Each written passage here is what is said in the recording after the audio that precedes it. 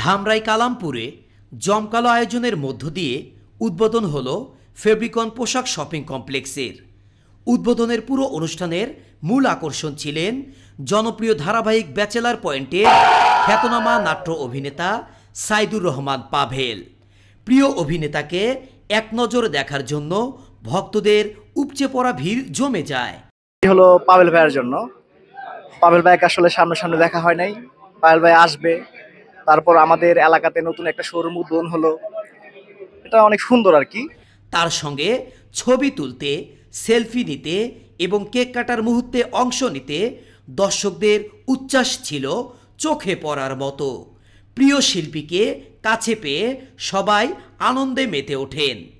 সাংবাদিকদের প্রশ্নের উত্তরে সাইদুর রহমান পাভেল জানান, আমি সাধারণ জীবন পছন্দ করি। রাজধানী টিভি থেকে বলছিলাম, নিঝুম সরকার। আপনি কালামপুরে এসেছেন, এখানে আপনার অনেক ভক্তবৃন্দ রয়েছে, ভক্তদের উদ্দেশ্যে আপনি কিছু বলবেন।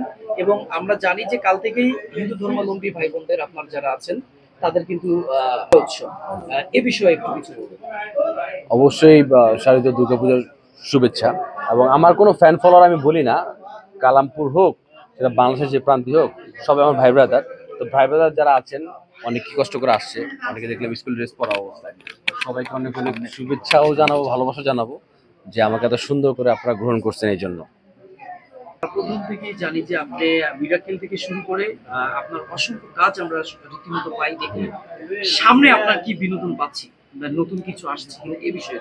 মানে আপাতত আমি ব্যাচেলার পয়েন্টেই আছি ভাই, কারণ ব্যাচেলার পয়েন্টে অনেকে, এটা আমি অনেক জায়গায় বলছি, এর আগেও আমি একটা উদ্বোধনীকেও বলছি যে আসলে আমাদের ব্যাচেলার পয়েন্টের শুটিংটা আসলে মাসে 15 থেকে 20 দিন চলে যায়। সো অন্য কাজ করার মতো আসলে সময়টা পাওয়া যাচ্ছে না, যেহেতু এটা অনেক বড় প্ল্যাটফর্মে হচ্ছে, ওটিটি, ইউটিউব, টেলিভিশন সব জায়গায় যাচ্ছে। তো ওইটা নিয়ে ব্যস্ততা একটু যাচ্ছে আর কি। তো আরও মাঝে মাঝে গ্যাপে অনেক কাজ করতেছি, বিজ্ঞাপন, ওটিটির জন্য। সামনেই যে আমি সামনে যাবো, ভাইকে বলছিলাম রাজশাহী যাবো শুটিংয়ে। তো কাজ চলতেছে আলহামদুলিল্লাহ, এই তো আর কি। ওর সাথে মিশতে পছন্দ করি, এখনো মানে টং দোকানে বসে চা খাই, এখনো সেই এলাকায় আড্ডাটা দিই সময় হলে। যেভাবে আছে এরকমই থাকতে চাইবে সারা জীবনই আর কি। আজও টং দোকানে বসে চা খাই। দর্শকরা আমার ফলোয়ার নয়, তারা আমার ভাই ব্রাদার। তাদের ভালোবাসাই আমাকে সবসময় প্রেরণা দেয়। কাজের প্রসঙ্গে তিনি আরও বলেন, বর্তমানে আমি ব্যাচেলার পয়েন্টের নাটকের কাজ নিয়েই ব্যস্ত সময় পার করছি।